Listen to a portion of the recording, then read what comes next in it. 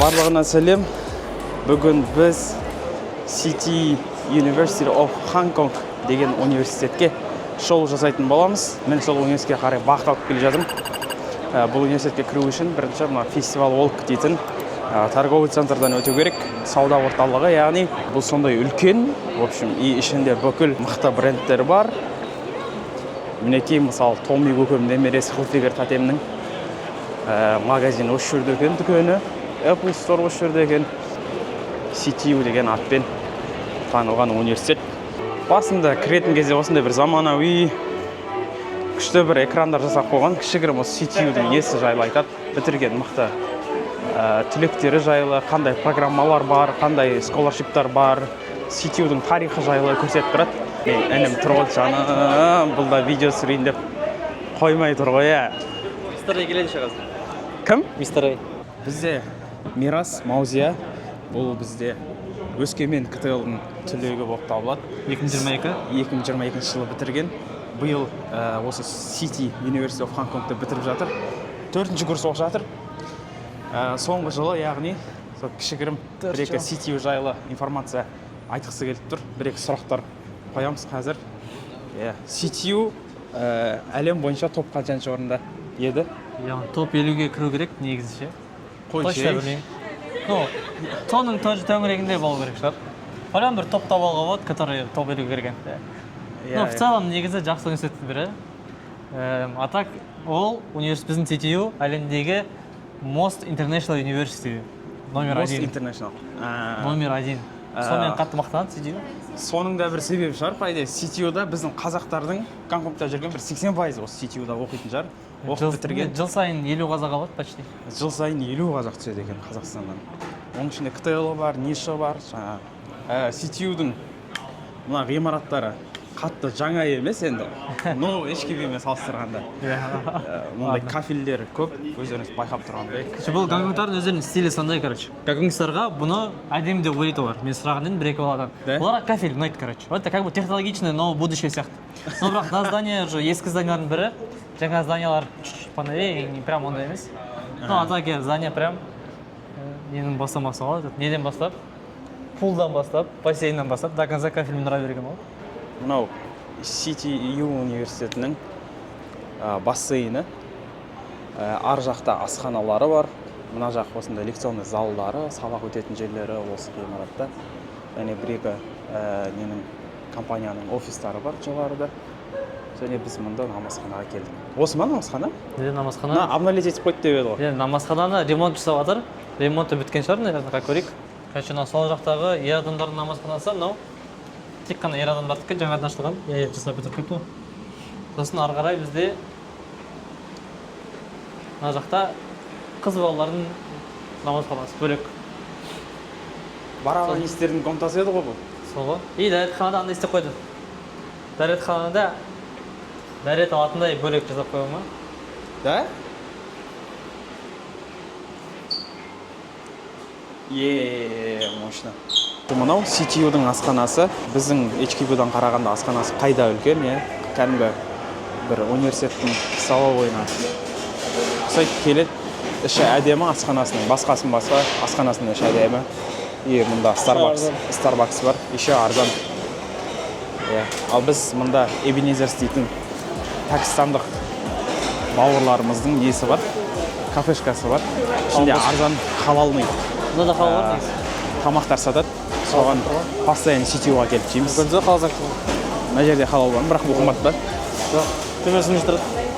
Мынау CTU-дің асханасы адам деген өте көп жиналып жатыр. Өйткені қазір нағыз кешкі ас ішетін уақыт болып тұр. Сағат 6-дан 6:30-дан өтті ғой деймін. Міне осы кафе халалының. Бүкіл көп қазақтар осында келіп тамақ жейді. Көрінема, қараңғы болып тұр қазір.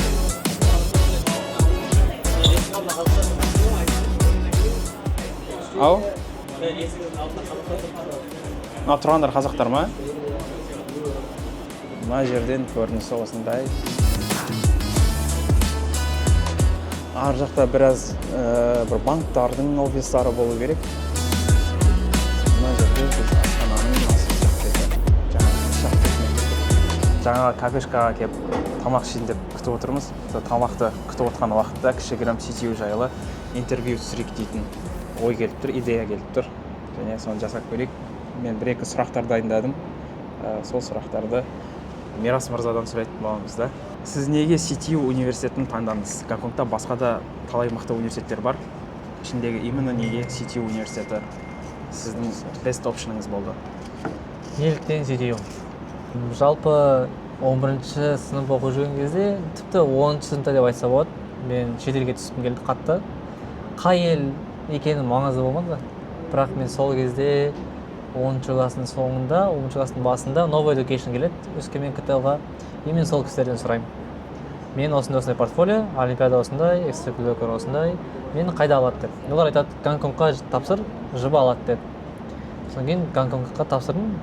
Гонконгтағы барлық университеттерге тапсырдым. Почти, кроме ХКУ мен HKC-дан басқасын бәріне тапсырдым. То есть Полю, CTU, CUHK и Баптист тапсырдым, 4 универ. И маған CTU-дан оффер келді бірінші, и сосын қабылдай салдым. Бірақ қалғандарынан да келді ме оффер? Баптист интервью болды вроде. Баптисттан бірақ scholarship болмады вроде. CUHK 136 сұрады 140-тан. Ой, ба. Полю просто келмеді. Базар бар. Сосын CTU 126 алды, давай деді. Енді тағы дайындалып түсіп кеттік. CTU-ды басқа университеттен қарағанда не ерекшелендіреді? Орналасқан жері қаланың ортасында, деп айтса болады, жақсы жерде орналасқан, общагасы бәрі жақын, бірінші курста солай болған еді.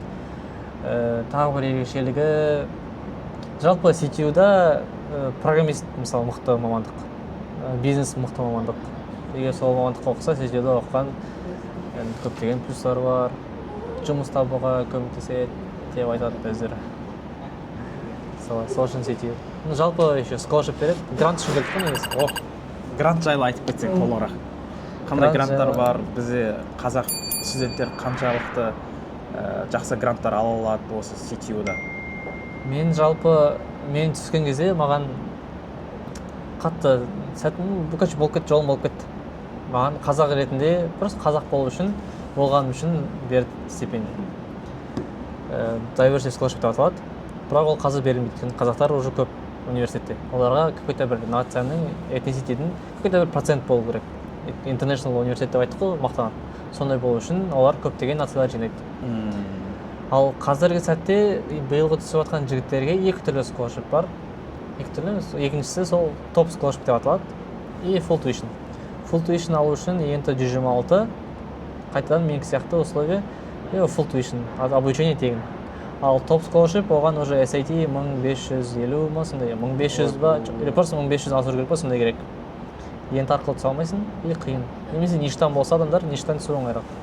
Солай топ scholarship алуға болады, ол бізде оқу тегін, және де үстінен жылына 40 мың гонконгский доллар ақша береді. Енді CTU-дің академический жағына келетін болсақ, CTU-дағы профессорлар қандай, жалпы оқыту стилі қандай CTU-дің, және қаншалықты теория жағын үйретеді, либо практичный жағын үйретеді деген сияқты CTU-дің оқу бағдарламасын жалпы былай шолып өтсек. Өте объективті нәрсе. По идее, сабаққа бару керек болады. Сен бармайсың ба? Сабаққа бармайтын бар еді. Ол нәрсе енді білім профессорларға байланысты. Профессорлардың көбі қытайша сөйлейді, ағылшыншалары қатты мощный емес. Ағылшынша сөйлей алады, по-любому ағылшынша түсіндіреді сабақ. Но егерде олар түсіндіру стильдары біздікінен бөлек, біз үйренбегенбіз. Сондықтан маған сабаққа барып, профессордан үйрену қиынға түседі. Сондықтан өзім сабақ оқығанды жақсы көремін. Практически жағынан білемін, профессорлармен сөйлесуге болады, басқа баладан естеймін, олар сұрақ қояды, сұрайды, не істесе болады деп, олар көмектеседі. Сондай да деп айтады енді. Деген сөз бар. Бірақ шын көрмеген деп қойса. Бірақ мен көрмегенмін ондай. Мен ондай байқамадым. Қиында мында оқу, CTU-да оқыған. Көп адамның айтуы бойынша GPA requirement бар. GPA requirement сақтап қалу, то есть грантты сақтап қалу үшін GPA requirement жасау керек. GPA-ді 3.0-ден 3.2-ден ба? 3.2. Біз түскен кезде 3.4 болды да, соң кейін балдар қиналып, біраз не істеп, соң 3.2 болды. 3.2 жасау қиынға түседі негізі. Просто біз кезінде физика оқығаннан, физик болғаннан, олимпиадшы болғаннан маған оңай болды жалпы. Балаларға егер де оқымасаң, просто басында андай проблема бар, мысалы балалар келеді, бірінші курста келеді басында, сосын сабақты бастайды, а бұлар университетте барлығы курстар 0-ден түсіндіреді да, 0-ден бір 100-ге дейін апарады уровеньға да былай. И балалар келеді, 0-ді көреді де, бәрі 0 деп ойлайды, короче, қатты оңай деп. Сосын забить етеді сабаққа бармайды, attendance жоқ, и содан кейін соңына қиналып қалады. CTU-дің бір ерекшелігі, мұнда attendance, яғни NB жағын тексермейді, посещение. Сабаққа келдің, келмедің, соны тексермейді.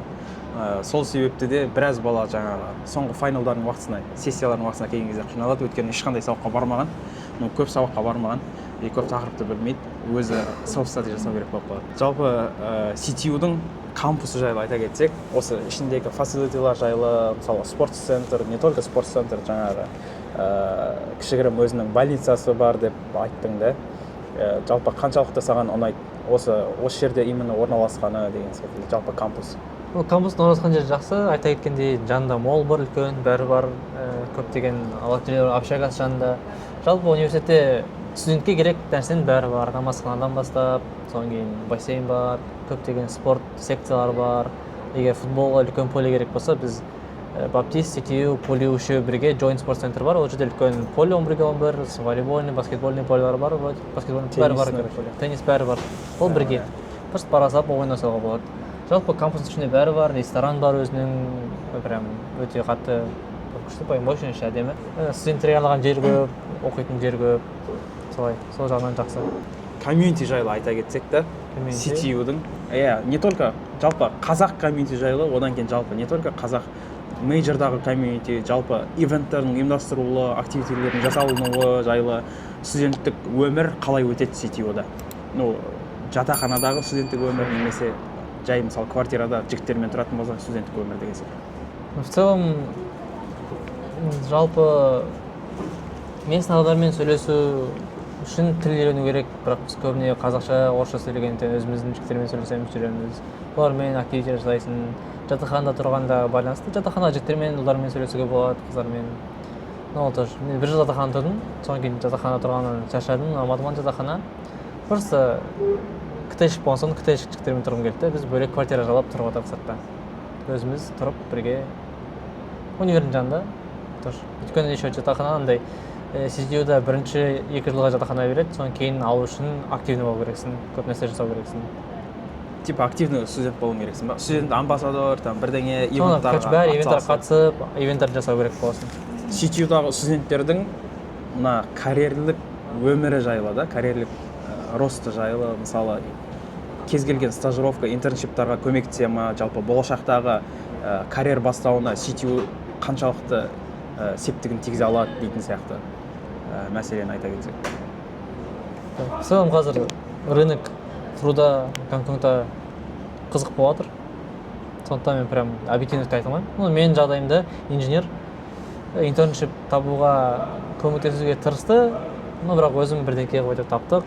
Кейін бітіргенде де жұмыс жасап жатыр адамдар, жұмыссыз қалғандарды қатты байқамадым. Табу қиын.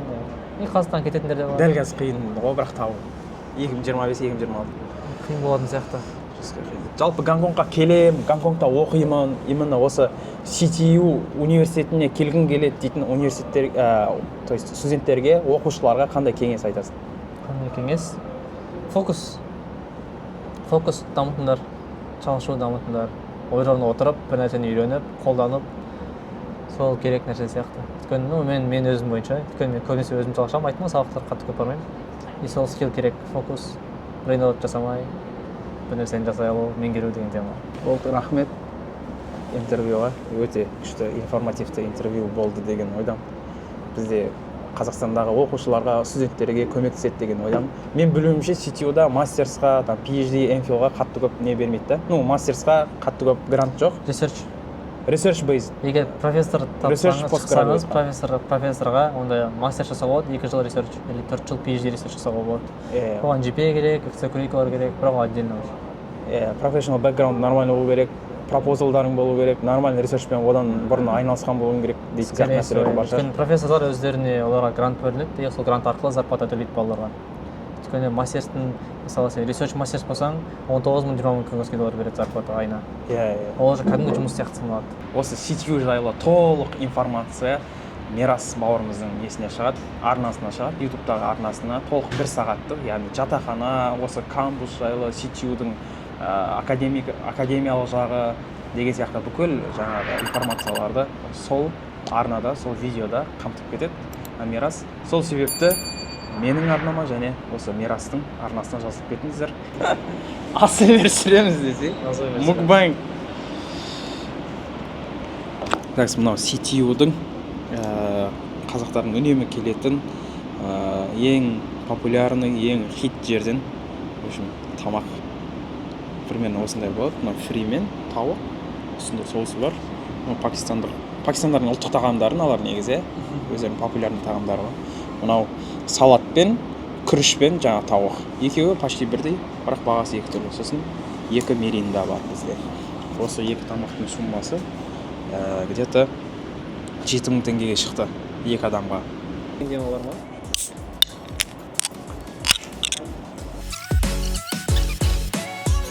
В общем, осы мынау CTU-дің коридоры. Бұл жерде адамдар тұрып тамақ ішеді, там отырып оқи алады, да? Бәрі жаман көзбен қарап кетіп жатыр ғой, ана район. Камера ұнатпайды ғой. Құраманнан көзің шығып отырмыз.